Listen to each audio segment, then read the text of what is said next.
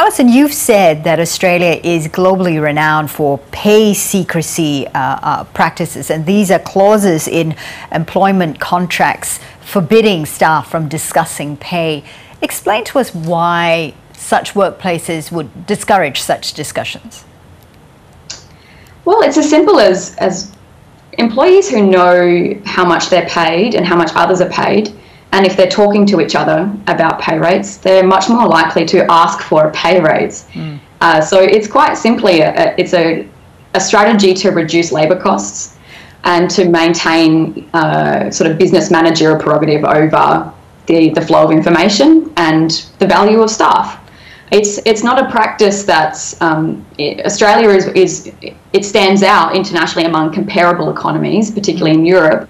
But it's a US import. It's very common in America, and there's a big chat happening across America now about why pay transparency is important, particularly for the gender pay gap. But it's unusual for the Australian context, because we have typically in our history had cultures of more transparency and discussions around pay and the value assigned to workers. Well, this rise in this pay secrecy certainly feeds further into the gender pay gap, as you've just said. Explain to us how this happens.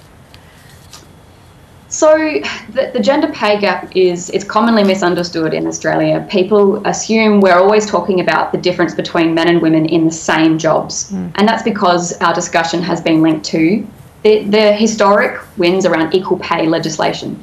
But the biggest driver behind the gender pay gap is actually the very low pay of feminised industries. So it's an industry level measure. But inside workplaces, there are still intra-firm gender pay gaps. And this is where pay secrecy has a really big impact. It stops the flow of information required and the ability for women to identify where they sit in relation to their male counterparts. Is there any way as an employee that you can push back on this pay secrecy? What are your rights? Well, individually, it's very difficult to do anything in a workplace, given the very big power asymmetries. But what we've got in your employment contract, which now impacts around 38% of all employees, so it's the largest form of pay setting vehicle we have in Australia now.